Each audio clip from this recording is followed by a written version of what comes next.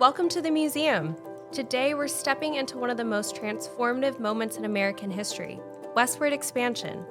In front of us is Alfred Rudolph Waud's work on the last mile of the Pacific Railroad, created in 1869. This powerful image captures a turning point. The completion of the Transcontinental Railroad, which stretched from coast to coast, linked the nation in ways that were once unimaginable.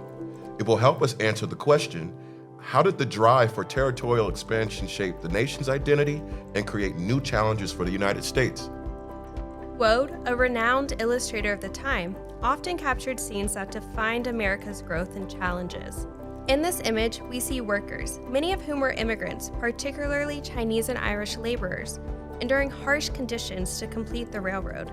Their labor was essential, but often dangerous, and they faced discrimination despite their contributions.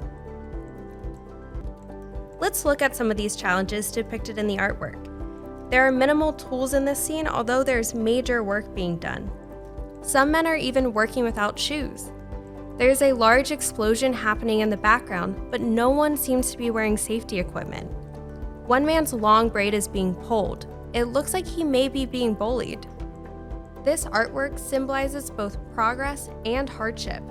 It represents the nation's ambition to expand westward, fulfilling the idea of manifest destiny, and rapid continental economic prosperity. But it also hints at the costs, human labor, and environmental impact, among others.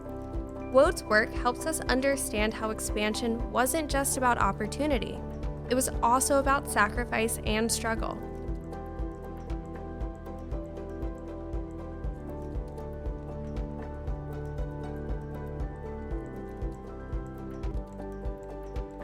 Now that we understand the historical context of Waud's illustration, let's talk about how we can use this source to provide evidence for our DBQ question: how did the drive for territorial expansion shape the nation's identity and create new challenges for the United States?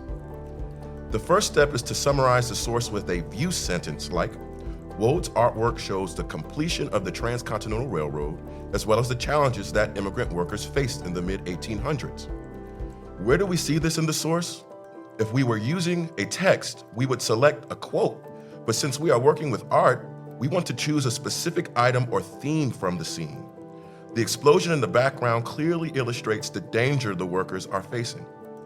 Next, we ground our understanding in what else was happening at the time. This is historical context. For example, you might say, Waud's illustration highlights the dangerous labor conditions faced by immigrant workers who were crucial to the railroad's completion.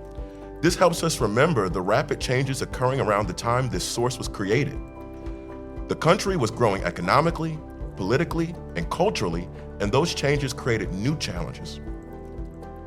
Finally, let's create a thesis statement grounded in this evidence that answers the DBQ question. Here's an example. The drive for territorial expansion not only symbolized American progress and prosperity, but also exposed deep societal challenges, particularly for immigrant communities whose labor was essential but dangerous. Waud's illustration is just one piece of evidence, but it's powerful.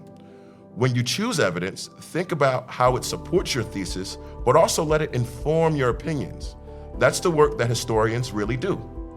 Providing evidence isn't just for writing essays, it's important in your everyday life.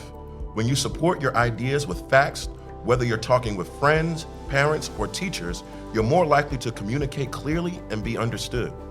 Exactly. History is full of evidence, and when you can point to that evidence, you not only understand the past better, you understand your own arguments better too. So next time you make a claim, think about what you can use to back it up, just like we did with Waud's illustration. Providing evidence makes your voice stronger.